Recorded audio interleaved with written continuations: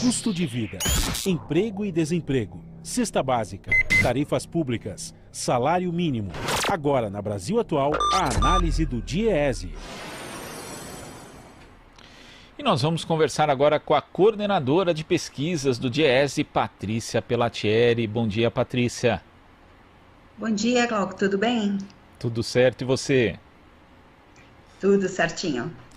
Patrícia, o que não está muito certo é a atitude de determinadas empresas em relação aos trabalhadores durante essa pandemia do coronavírus. Ontem saíram dados aqui referentes ao período entre 21 de abril e 20 de maio, mostrando que, nesse tempo, 455 trabalhadores entraram na justiça, alegando que foram demitidos em função da crise do novo coronavírus e que não receberam ali as verbas rescisórias, como aviso prévio, férias vencidas proporcionais, 13º salário, nem mesmo a multa do FGTS. Como é que você vê esses dados, Patrícia? Então, com muita preocupação, né? Eu vou começar lembrando aqui que nós estamos com um problema muito grave para acompanhar, inclusive, esse processo de dispensa dos trabalhadores. Então, o Ministério da Economia suspendeu a divulgação do CAGED, que são os registros administrativos que nós acompanhávamos mês a mês,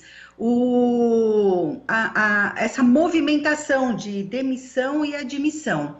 No ano passado, o Ministério determinou que as empresas não precisariam mais responder o CAGED a partir de 2020, porque esses dados sairiam do E-Social.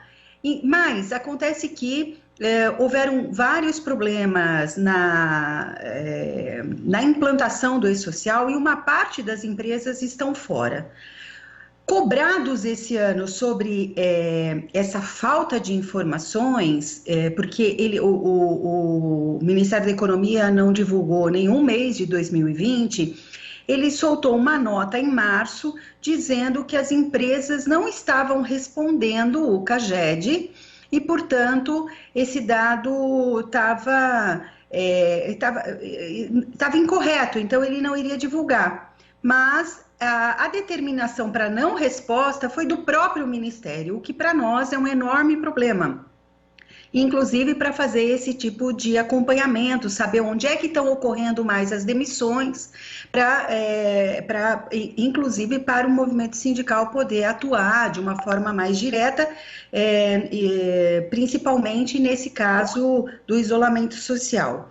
Bom, o que essa plataforma faz é acompanhar diretamente os processos que estão lá na Justiça do Trabalho. E realmente é muito preocupante por esse levantamento, desde o começo de março, se nós considerarmos aí esse período mais intenso da pandemia, foram 18.163 ações trabalhistas, né, que tem relação com o Covid, com o coronavírus, porque no total tem mais de 48 mil ações, mas significa 20% dessas ações tem a ver com dispensas pela pandemia e com irregularidades no pagamento. São Paulo lidera aí em quantidades e a grande maioria das ações, elas têm sido individuais, mas também tem ações coletivas. As reclamações geralmente são de pagamento, da falta do pagamento integral da multa do fundo de garantia, mas também tem ações sobre suspensão do contrato de trabalho com base na MP, sem o acordo coletivo.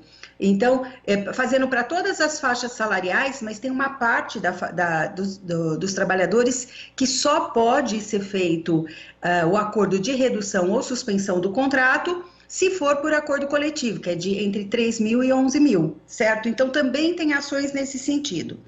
Agora, essa confusão toda tem a ver, é claro, com a questão da postura patronal, mas também tem a ver com essa enorme confusão que a MP 927 causou, porque ela estabeleceu a questão do motivo de força maior.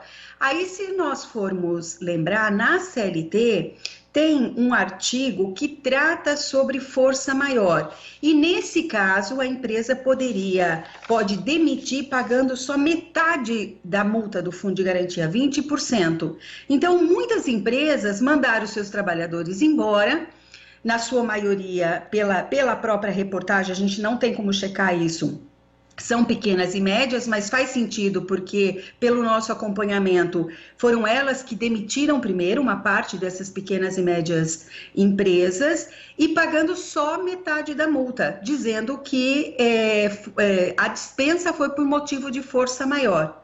Entretanto, força maior na CLT, ela só pode ser aplicada quando o estabelecimento fecha, que, aliás, tem acontecido agora, mais recentemente, um número significativo. Nós não temos esse número, mas a gente tem acompanhado pelo relato dos dirigentes sindicais, empresas que estão, de fato, fechando as portas, principalmente pequenos restaurantes e pousadas, pequenos hotéis. Então, fecham as portas e aí dispensam por força maior, o que é mais um problema para os dirigentes sindicais lidarem, né? Então, tem mais um elemento ainda de dificuldade para os trabalhadores, porque as empresas dispensaram, alegando força maior, pagando de forma irregular. O trabalhador, em março, quando foi receber na Caixa, a Caixa disse, não, eu não posso pagar se não tiver uma decisão judicial, que é força maior, porque a legislação diz, força maior só... A justiça precisa identificar que, de fato, isso é um motivo de força maior e que a empresa fechou para eu poder pagar. Então, os trabalhadores ficaram com uma rescisão menor e uma parte deles não conseguiram nem sequer acessar o Fundo de Garantia e o Seguro-Desemprego, porque a Caixa só foi revisar essa situação no final de março. Quer dizer, algo impressionante, né, Patrícia? Porque são pessoas, né, empresários que estão se aproveitando de uma brecha, usando essa demissão por motivo de força maior. As pessoas depois não conseguem sequer acessar, porque a Caixa não ratifica isso, que é ou não motivo de força maior. E as pessoas, nesse contexto, ficam sem receber tanto ali a sua verba rescisória como o seguro-desemprego também. A gente sabe que existe muita dificuldade para as pessoas acessarem o auxílio emergencial. E isso dentro de um contexto em que o governo facilitou bastante ali para o lado do empresário, né? A gente sabe ali com a questão da suspensão do contrato de trabalho, algumas regras que na prática flexibilizam os direitos trabalhistas e ainda assim o trabalhador acaba sendo penalizado nesse cenário, Patrícia.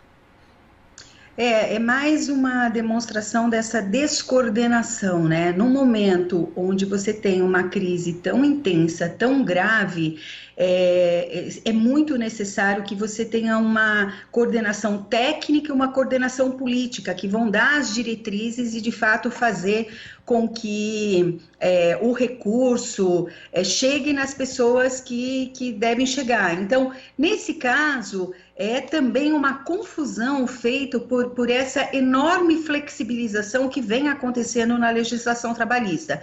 Então, certamente tem uma parte do empresariado que se aproveita, mas nós também temos que fazer aqui uma exceção, que tem micro e pequenas empresas que, de fato, não estão conseguindo também acessar o crédito, ou o crédito ainda é com taxa de juros altas e sem carência, não tem não tem caixa para bancar 2, 3 meses sem funcionar, e também não tem reserva para cumprir o passivo. Então, muitas vezes não tem nem a orientação de que está fazendo errado. Então, você tem aqui uma gama de problemas que a gente pode identificar por esta falta de coordenação em todos os sentidos, né? Não é só aqui nessa medida, mas todas as medidas a gente vê que, mesmo que estejam na direção certa, elas têm enorme problema de execução. Tá certo, Patrícia. Muito obrigado pela sua participação e até a próxima. Até mais, bom dia. Bom dia, conversamos aqui com a coordenadora de pesquisas do DIEESE, Patrícia Pellatieri.